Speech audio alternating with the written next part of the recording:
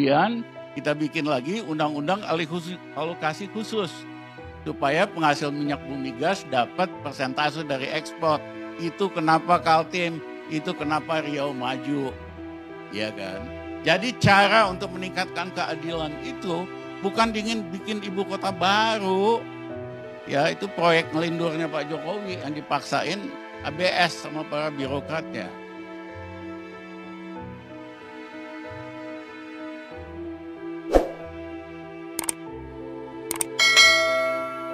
Nah, 32 tahun Orba tentu ada hasilnya. Saya ini oposisi, ditangkap, dipenjara sama Soeharto. Tapi saya fair katakan, selama Orba, satu ada stabilisasi ekonomi. Yang kedua, kebutuhan dasar dia penuhin Bapak. Ya, SD Impres, Puskesmas, lain-lain yang basic-basic lah. Sekolah juga nggak mahal-mahal banget. Ya. Nah, tetapi makin lama Soeharto di situ, dia makin otoriter. Semua di bawah koordinasi Soeharto. Tapi sebetulnya akhir 96, Pak Harto udah nyerah kok.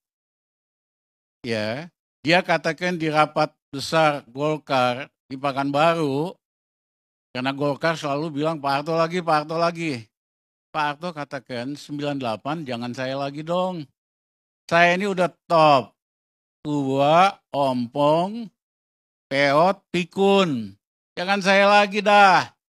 Tapi Harmoko sama Golkar terus aja. Persis kayak hari ini. Teman saya, ya kan? Temannya Bang Panda juga, Luhut Panjaitan. Terus. Kok jenderal hebat, orang hebat, cita-citanya pengen jadi Harmoko jilid 2 gitu loh. Nah,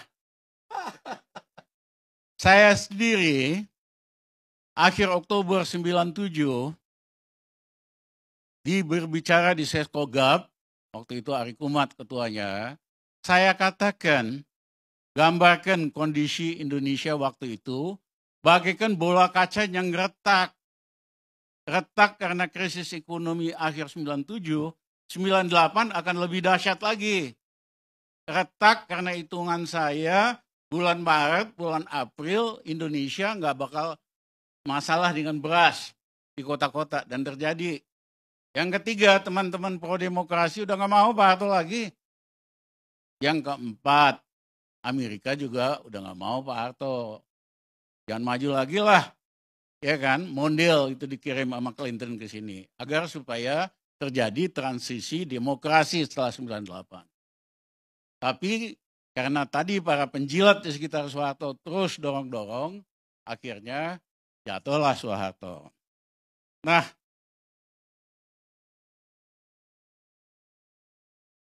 memang gerakan kecil-kecil melawan Soeharto udah lama lah, bertahun-tahun kecil-kecil. Belum pernah masif. Baru masif tanggal 2 Mei tahun 98. Yaitu ketika pemerintah mutusin naikin harga BBM 72%. Dimulai oleh mahasiswa UMI di Makassar. Terjadi demo besar, rusuh. Seminggu kemudian di Medan, seminggu kemudian ke Solo, akhirnya masuk Jakarta. Hanya butuh 21 hari buat jatuhin Pak Harto. Padahal pada waktu itu semua orang yakin Soeharto itu kuat banget.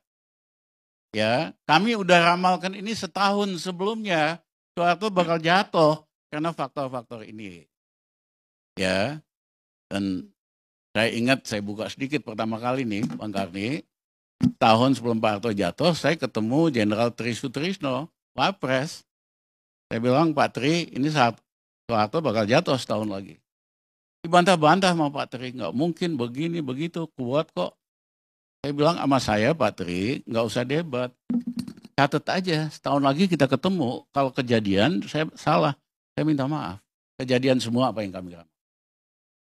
Ya. Nah, hari ini Indonesia juga demikian. Matahari udah mau tenggelam nih.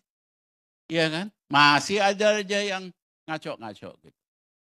Nah, pertanyaannya, Ada nggak hasilnya reformasi itu? Ada.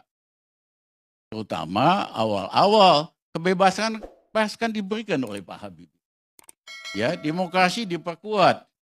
Gus Dur juga orang yang hatinya pro demokrasi, kayak Habibie. Kita nggak ada tuh panggil anggota DPR buat stop ngomong ini itu, mau demo silahkan. Yang kedua, apa namanya nih, nggak ada tuh istilahnya rekayasa DPR supaya manut sama kita, ya kan? Sementara ekonomi kita pulihkan dari -6 zaman Soeharto, minus 13 zaman Soeharto, zaman Habibie naik jadi positif minus sekian, tugas saya naikin ke 4,5, ya kan? Kita beresin ekonomi dalam waktu sangat cepat. Yang kedua, tadi Panda bilang pemberontakan PRRI Permesta karena daerah-daerah merasa nggak adil. Pak Habibie lah yang meletakkan dasar supaya desentralisasi, supaya daerah-daerah juga punya kewenangan, supaya nggak ada pemberontakan.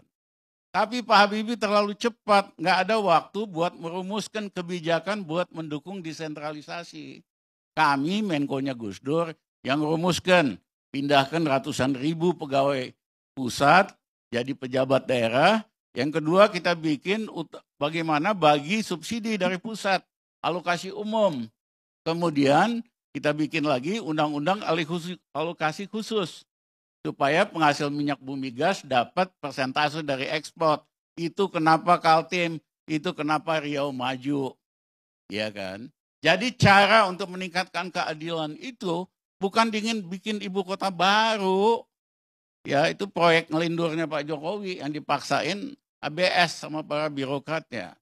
Poin saya ada manfaatnya. Kemudian zaman Mega sama SBY terjadi stabilisasi demokrasi. Nah, sayangnya pada masa itu mulai ketua umum partai ini bisa memecat anggota DPR. Ya, sebetulnya nggak boleh kecuali dia melakukan tindakan kriminal atau pemilihnya. Misalnya Eben di Kalimantan Utara, ya kan? Rakyat di situ merasa dia nggak kerja buat mereka, ya dia berhak usulin. Sehingga DPR itu hidup, ada masalah rakyat, dia wakili. Tapi karena dibikin aturan, ketua umum bisa mecat anggota DPR anytime, sekarang anggota DPR-nya jadi taman kanak-kanak semua. Jadi demokrasi, ya kan? Paling berani kasih catatan-catatan lah kayak Masinton, ya kan? Tapi kan undang-undangnya substansinya sendiri nggak berubah. Nah, selama 9 tahun Jokowi, memang saya sendiri banyak orang terkesima. Penampilannya sederhana, down to the earth. Ya kita pikir dia betul-betul buat rakyat. Meyakinkan. Tapi apa yang terjadi? Selama 7 tahun dia kuasa, demokrasi dipreteli kok.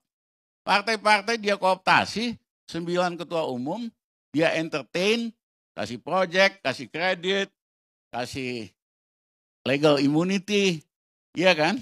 Sehingga anggota DPR-nya manut aja, cukup sebetulnya 9 orang, nggak perlu 575 anggota DPR. Tapi nanti habis Jokowi, Pan, kita rapiin lagi. Anggota DPR nggak boleh dipecat, supaya betul-betul bisa bersuara buat rakyat. Nah yang kedua, demokrasi indeksnya kan ada itu. Demokrasi indeksnya makin lama makin merosot, internasional.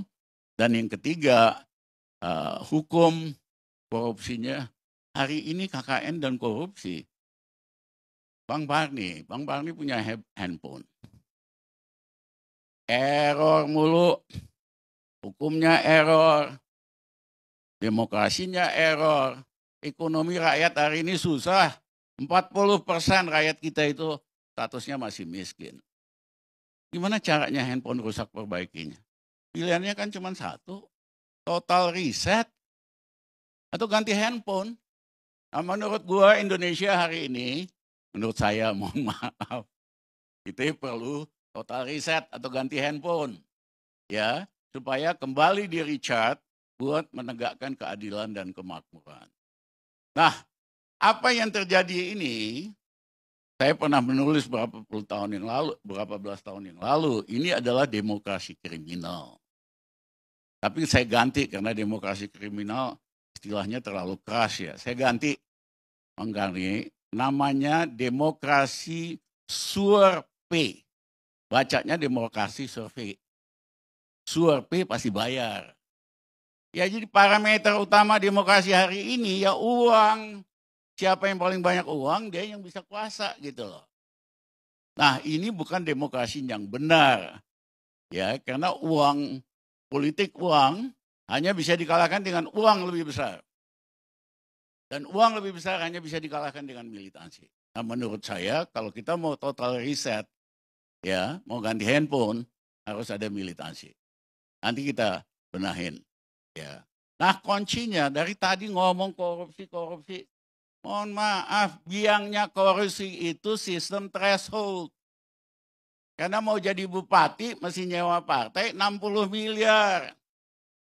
Mau jadi gubernur mesti 100 sampai 200 miliar sewanya. Nah kebanyakan calon kan nggak punya uang. Akhirnya apa? Bandar sama cukong yang bayarin. Nah seandainya Eben menang, cukongnya bilang, Eben, ya kamu jadi bupati kan gara-gara aku. Kasih dong konsesi hutan, kasih dong konsesi tambang. Bikinin dong gua real estate. Manut semua. Jadi yang terpilih dalam sistem demokrasi survei ini loyal sama cukong sama bandar. Jadi ini yang kita mesti ubah. Satu, cara ngubahnya hapuskan threshold partai. Hapuskan threshold presiden, gubernur, dan bupati. Sehingga lebih kompetitif. Sehingga pemilihan itu tidak modal pencitraan doang. Pemilihan harus dengan leadership, dengan vision, dengan track record. Bukan modal survei, modal media berbayar, modal buzzer. Demokrasi Indonesia dibajak sama kelakuan kayak begini. Nah, Bung Karni sistem kapitalis Amerika, seleksi kepemimpinannya kompetitif.